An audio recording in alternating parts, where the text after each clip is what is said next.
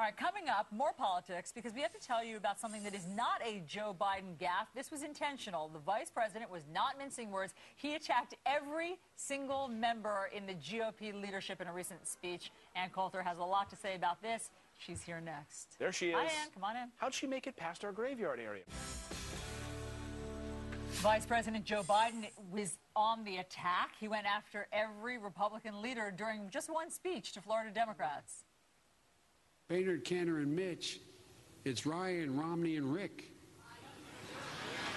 They're all singing from the same hymnal, as they say in southern Delaware. Social Security, quote, a Ponzi scheme, a monstrous lie to this generation, end of quote. Medicare, quote, the equivalent of getting taken for a ride. I think they just don't know what the American people are going through. Let me remind you. There is a minimum threshold any man or woman has to cross on their mastery of national security and foreign policy for the American people to think they're even remotely eligible to be president. And these guys got a long way to go. Joining us is Ann Coulter, the author of Demonic, weighing in on all of this. Nice to see you this morning, Ann. Thank you. Nice to be here. An appropriate book title for Halloween, by the way. Yeah, finally. Good point. So there you saw Vice President Biden making comments. He also went into Islam. Mitt Romney is out of touch. Mitch McConnell is standing in the way of progress. Rick Perry for Social Security fear-mongering, on and on and on and on. What did you make of this? Well, the reason the American people are suffering is because of things like the Ponzi scheme of Social Security, as Paul Krugman and every liberal economist has called it at one time or another, because of the free ride of Medicare. I mean, people are getting it now. They're getting out about 8 times what they paid in. And he's speaking before teachers' unions. Also, another reason Americans are suffering, because we have to fund these massive teachers' pensions. I mean, that's what the last jobs bill was. That's what this jobs bill is, with $30 billion going to public school teachers. You know, Biden keeps going around talking about the cops, so we need more cops so they can stop women in the middle of being raped in their homes somehow.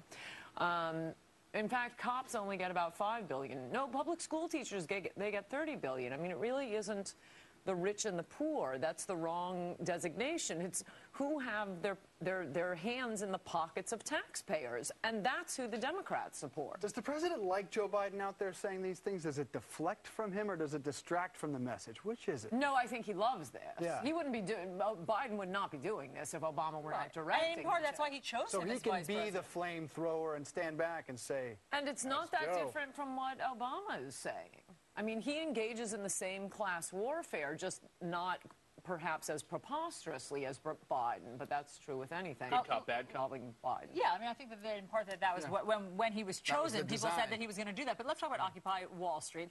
This week they said that they want to get tax-exempt 501c3 status because they have raised about $500,000. I think they have something like $400,000 left. So they want people to be able to contribute to them and get a tax write-off. Are they a cause that warrants 501c3 status? I can't imagine. You can't just put together any campsite and call yourself 501c3.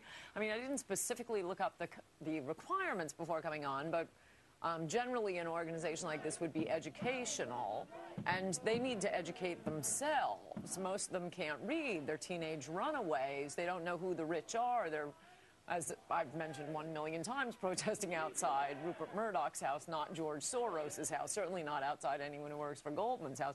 They know nothing. How can they educate anyone? I think that is one of the caveats. Books. You're right about that. I think that is one of the caveats, is it's for educational purposes. Or charitable, I guess, is another one, and they're certainly not charitable. We're the ones funding them. Right. All right, we want to ask you about an interesting theory that when it comes to this Occupy Wall Street, does economic inequality actually have a good side? Listen to this.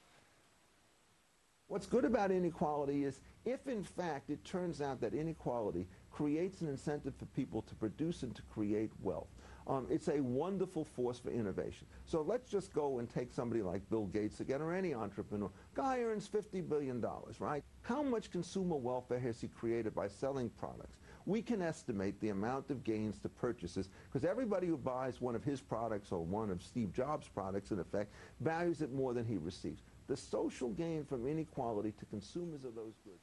Do you? But I'm a What little do you bit make of that confused about theory? That gives you aspiration, the inequality? Yes, exactly. Was that the point, or was That's what I made of that. Not exactly. That's what I made of the it. product that's produced? He describes it more, and by the way, I linked to that video last week. You should hang on every word by the genius Richard Epstein.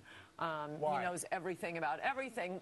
Part of his point was that for Steve Jobs and Bill Gates to get investors, it's not just them coming up with the idea in their garage. They need people to give them money. And you're taking a risk giving some guy in his garage money. You want a higher rate of return. You have a lower rate of return if the government is going to take more.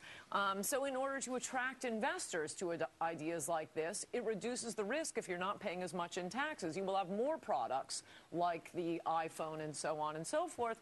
And another point he makes a little bit later in the video is what I think people need to start focusing on. It isn't rich versus poor. As Thomas Sowell has pointed out a million times, these aren't static categories. We're all poor at some point in our lives when we're students and graduate students. And at some point, you have your high-earning years. Richard Epstein attacks the estate tax, saying, look, who is making the decision here are parents who know the qualities of their children. They're investing in human capital. I would trust them more than government. That is the division that people need to start thinking of. Is the government making decisions by picking your pocket, or are individuals making the decisions with voluntary, mutually beneficial transactions? Interesting. Sounds like a good one to link to. We'll be checking it out. Ann Coulter, thanks so much for coming. Thank you. Happy Halloween. Check out demonic. All right, coming up next, the U.S. providing medical care to injured Libyan fighters. But is that even legal? Our next guest says no, and it could put us in big trouble, too.